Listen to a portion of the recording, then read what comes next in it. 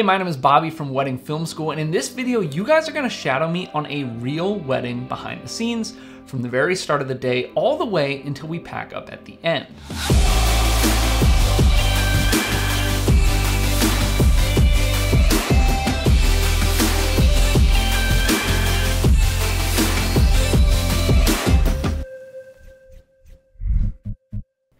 And now I have to be honest with you guys, as much as I love doing these wedding filmmaking behind the scenes videos, this was not a wedding where I wanted to record BTS. The schedule was chaotic and missing information.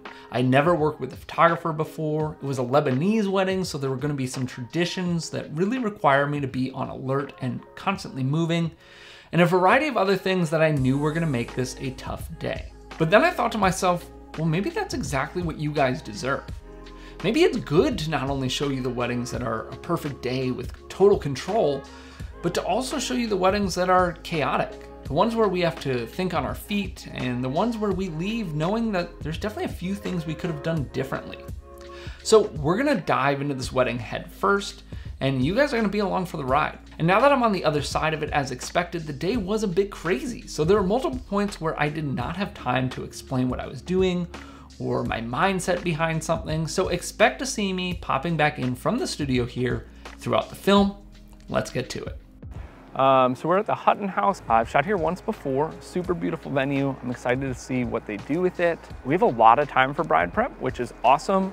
We're gonna get her details, hair and makeup, stuff like that. We're gonna have her read her letter that she wrote, I believe. And then I'm also gonna fly the drone here. I'm not positive how it will look, but there's a lake over there too, which can be kind of cool. So yeah, we'll kind of see what we get here. Today is kind of a bunch of different places. So we'll head out from here, out to a different spot to get dressed, and then to the ceremony and stuff like that. So let's go fly the drone and then head inside.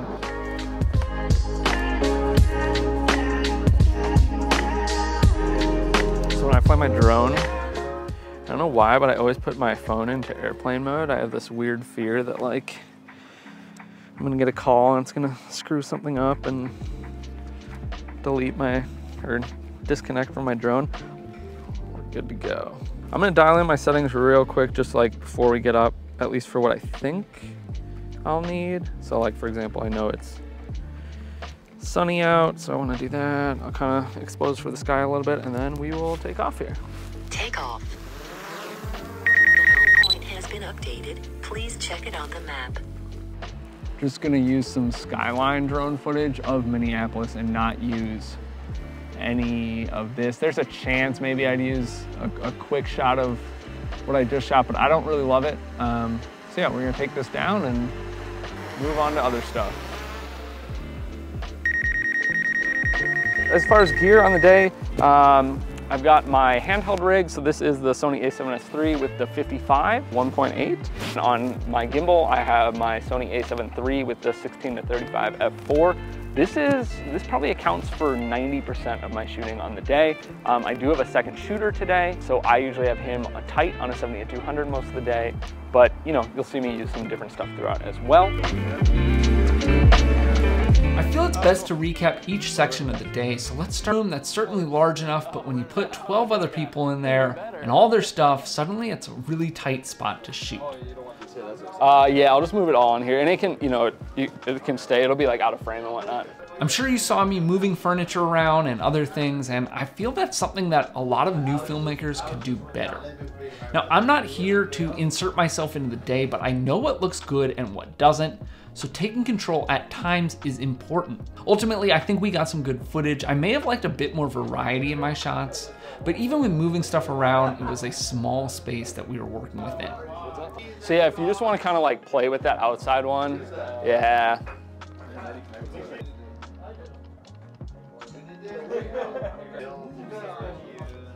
Yeah, fold that collar down. Yeah, there you go. I think you're good to go. I think I'm gonna head out. We'll see you at the ceremony. Thank you. The bride prep also was pretty solid. I had a tough time capturing the dress, as I don't really love shooting it against windows, but we really couldn't find another spot.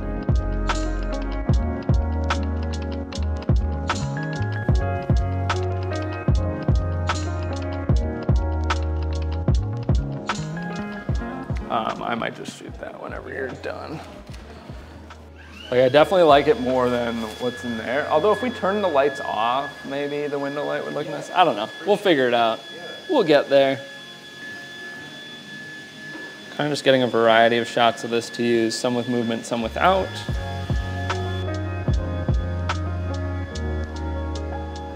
We turn the lights off for makeup touch-ups, which I usually like doing, but that window light bouncing around was really, really blue.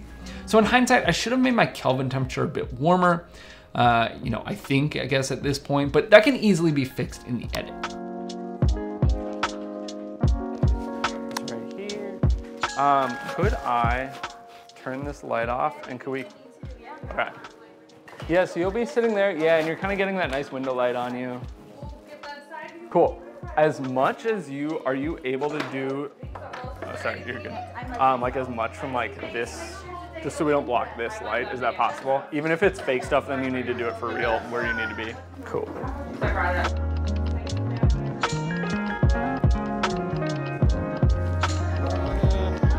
I'm just gonna bop around a little bit.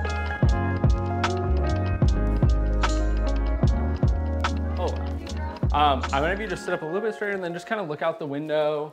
You can smile, you can think about seeing Eddie in not too long. Cool, love it. Do you want to read your letter?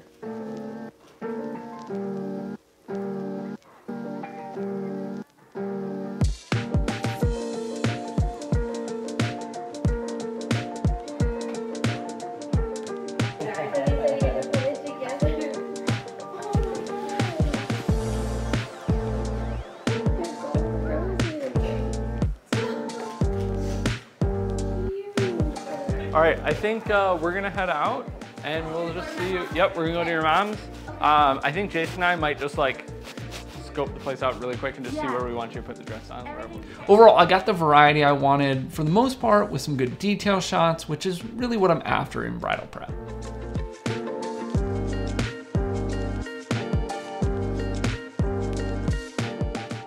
All right, so we are now driving to, well, actually not the ceremony spot. We're driving to a spot where the bride is gonna put her dress on. It's at her mom's house, and then they're kind of parading from the house to the ceremony.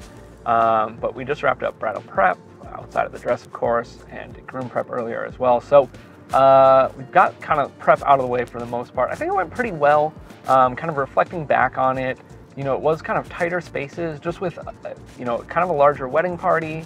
So, you know, I feel like we had to make use of kind of a smaller, like designated spot as far as where they're actually getting ready. I think it looked nice. We had some good reactions from like letters that they opened from each other and stuff like that, so I like that as well. I was a little bit hesitant with the groom. I know he's more of a private person, so I think that's something that, like, you know, it's very person to person, and it's kind of walking that line between respecting their wishes and what they want, but also getting what you want. And I think that went really well. And, you know, kind of like cracking jokes and stuff like that, just to like ease the mood a little bit, because I know being on camera is, you know, not everybody does it, and it can be uncomfortable and stuff like that. So, and then bridal prep, super awesome. Bride was actually like helping set up the reception when we got down there. And then, yeah, we're gonna go somewhere else and put the dress on. So that should look nice. And then we'll roll into the ceremony.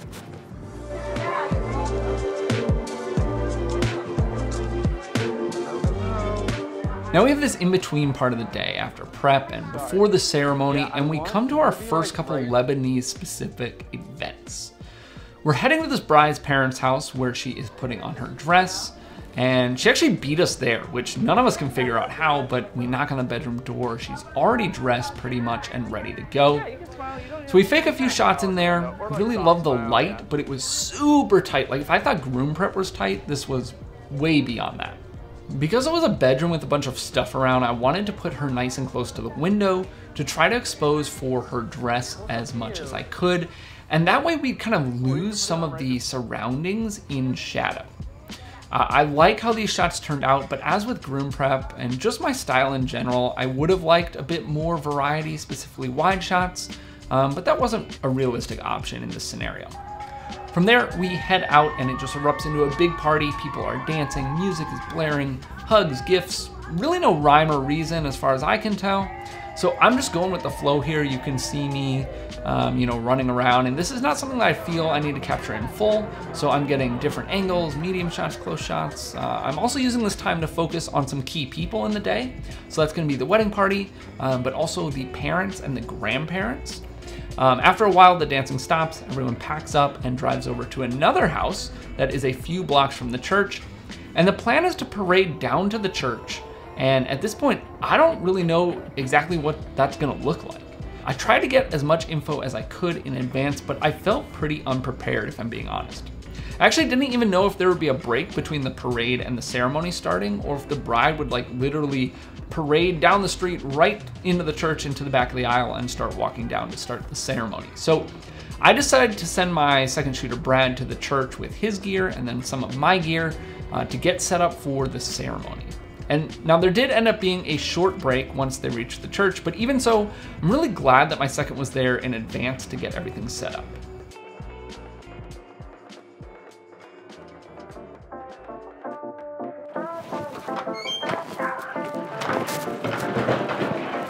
I just want to get one beautiful shot. Now it's time for the ceremony. Now, the layout for this ceremony has the bride and groom up front, though they are sometimes seated facing each other. The priest is speaking from different points all around the altar, as well as a lectern with some speakers. So let's talk about the visual and the audio approach that I took here. On the visual side, I have a camera in the back of the aisle, slightly off of center with a 70-200 on it. I also have a 30mm wide safety shot on a jib, which would usually just be on a tripod or something, but my second shooter had lots of time there, so we decided to set up the jib. Then on the front right of the room, on the outside corner, I have a 90mm. And finally, I have Brad on a 50mm up front to get the processional, and then he's gonna peel off to the side for the handoff and eventually switch to a 70-200 on the front left outside corner opposite the camera with the 90mm on it.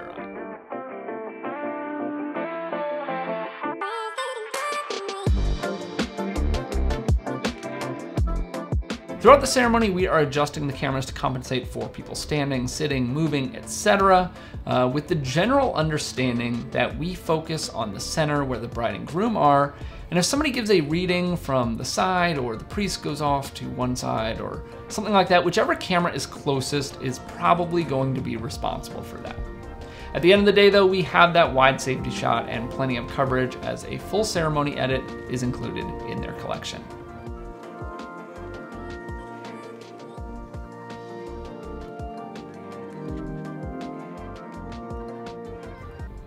On the audio side, I was not able to test audio in advance, so I was a bit nervous going into it, but as with any wedding, I am all about backups. So while we did plug a recorder into an XLR out that existed, it was like hanging out of the wall, like it had been damaged, and surprise, surprise, the audio was pretty bad from that source.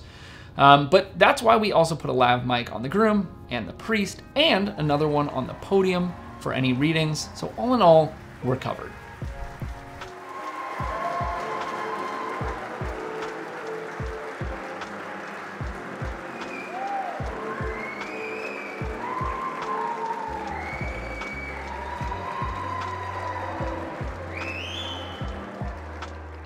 We're transitioning from the ceremony. Ceremony's all done.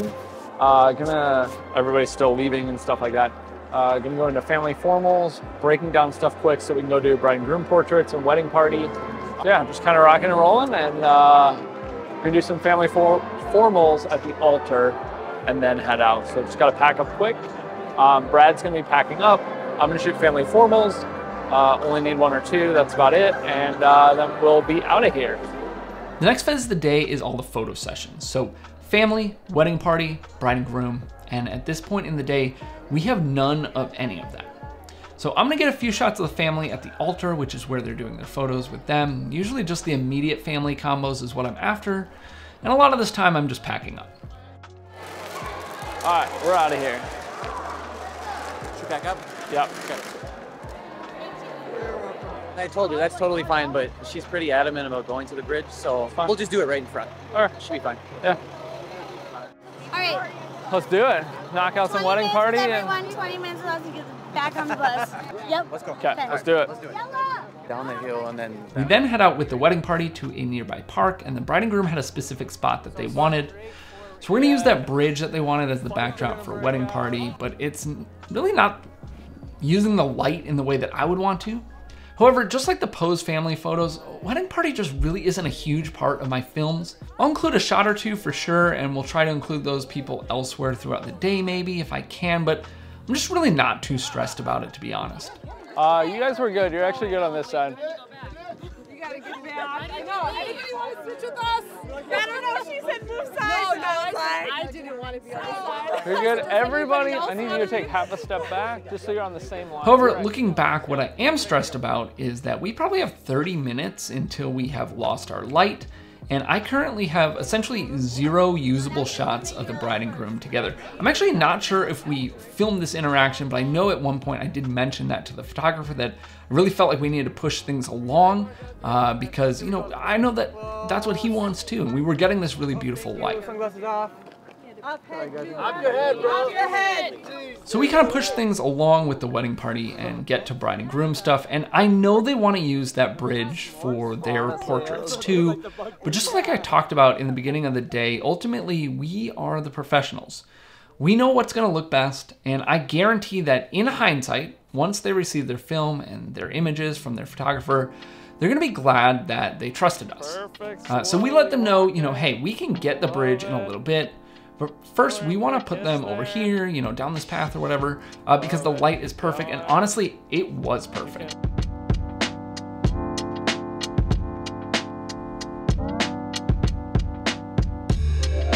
I got a good variety of shots. The light was beautiful. It made me sigh a breath of relief for sure, knowing that we had some really solid stuff of those too.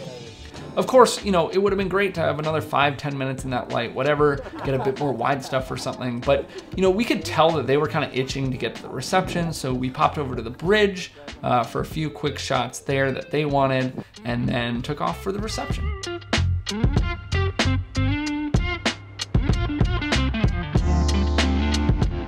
Now, anticipating that the reception area may not stay entirely closed off during cocktail hour, we had shot some of the space during some downtime at bridal prep, and I'm really glad that we did. Will it look slightly different than it does at night with all the candles lit?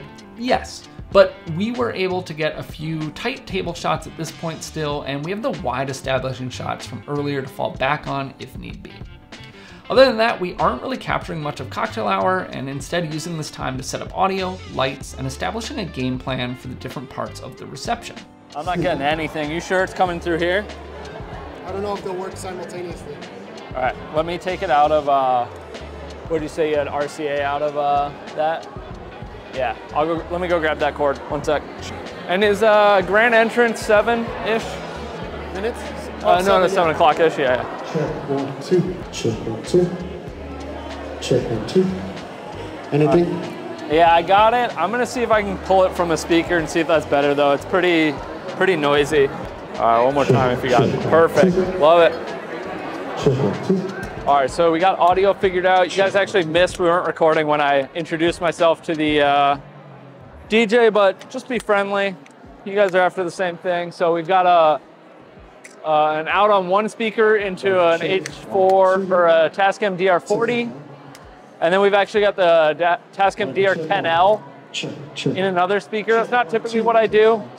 I usually like to have different sources, not both from the speaker, but it's fine. I'd rather have two. And I might it's just the father of the bride giving a speech, so I might mic him up as well. We'll see.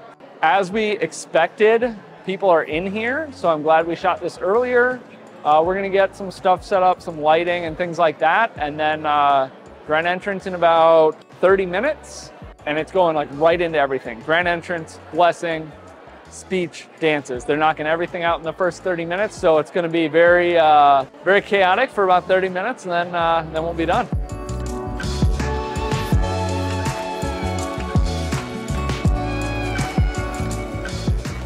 So this is the Aputure 60X. This is gonna be kind of the key light. This is not gonna be my typical lighting setup because we don't wanna shoot into the DJ, and typically I like to have two backlights. But this, we're gonna have 2 front lights and then we'll have a back light. We're gonna have 1 mobile light for speeches. But the nice thing with this, you guys have heard us talk about this on the channel, this can run off of NTF batteries, the bigger Sony batteries. So we don't even need power, which we could probably get if we needed to, but it doesn't really matter, which is awesome.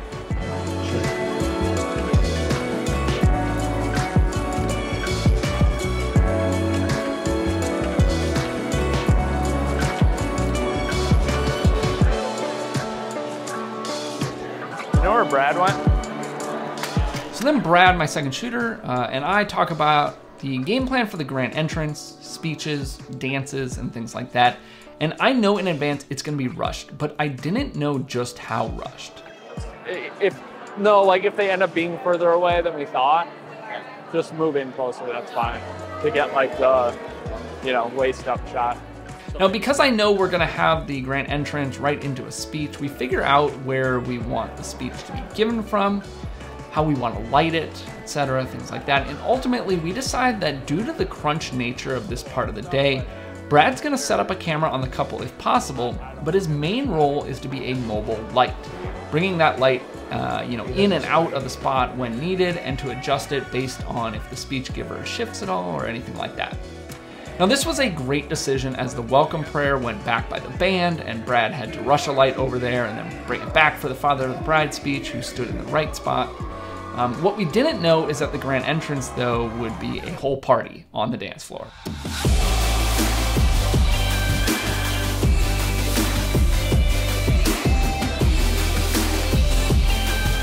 Like, just a party. And it threw us a bit of a curveball, but ended up giving some awesome footage, so really cool in the end.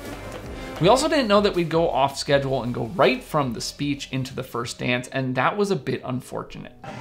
Since she looks so beautiful in her dress and her makeup is still half done, we're gonna have this handsome fellow over here escort his beautiful new bride to the center of the dance floor as they share their very first dance. Could you hand me my gimbal? Y'all still here? Put yours down. I'm sure we got some usable shots and they'll definitely make the cut, but we were supposed to have 15 minutes where we planned to swap some lenses and cameras around. And I would have also liked changing my lighting setup probably. So perhaps I could have communicated better with the DJ, but ultimately it is what it is. It's nobody's fault and really just stems from not having a coordinator on the day, which definitely makes an impact. And in the end, we still got solid footage, we still had lights set up, and we still had good coverage.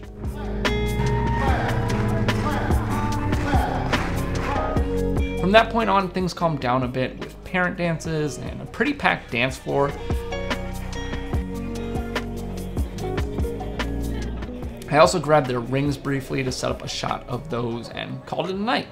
All right, so we're gonna do the ring shot. I have a video on ring shots. You guys can check that out. I go over exactly how I do all this stuff. But I'll be using my macro lens, the 90mm, a tripod, and then I'm gonna use my phone for this one. Sometimes I'll switch it up, but I like the phone reflection.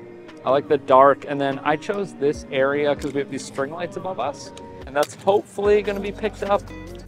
And it's pretty simple, but I really like the way this looks. I think it fits the style of my film very well too. Yeah, so it's cool bokeh, although I don't think I'm perfectly where I wanna be. So we're actually not gonna go all the way to tungsten. I'm gonna warm it up a little bit, but around there. And this is looking pretty good right off the bat. I'm just gonna swing this light around. So now here I am on the other side of it, and as with any wedding, I think we as filmmakers focus on things that we could have done differently, whether they were in our power or not, but I think this will be a solid film. Perhaps lacking some more personal dialogue that is typically found in my films, but solid nonetheless. All right, so that is the end of the day. There are definitely a lot of points. This was a very chaotic timeline and day, so there's a lot of points where I left you guys out. I'm gonna have to go fill in the blanks for you guys, I think. And then, I definitely have a lot of thoughts, but I wanna kind of sit on those thoughts, kind of like totally flesh them out before I kind of recap this. So I'm gonna head back to the studio and I'll think about how the day went, areas I could improve, and just kind of my general thoughts on the day, and then you'll see me there in a second, all right?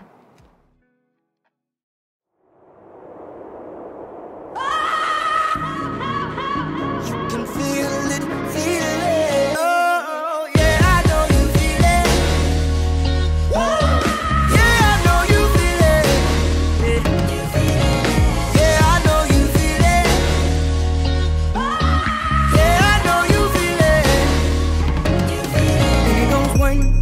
I look at Miraj as a beautiful building, a building that has so many floors, so many beautiful structures that exist. But most important about that building that exists usually is the foundation. Foundation is the most important part of everything that we build. Whether you build a church, you build a home, you build a high-rise, whatever you build, you have to start with the structure and the foundation.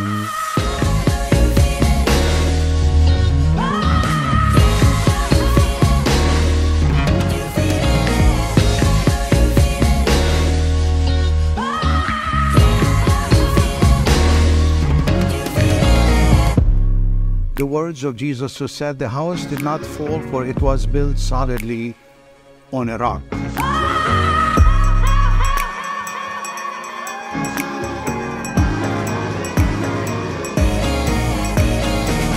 Today you, Edison and Rosie, stand in front of Jesus, the rock, that you build on the rock with wisdom, with faith, and you may discover true happiness and heavenly joy through Jesus, who is the rock of your life.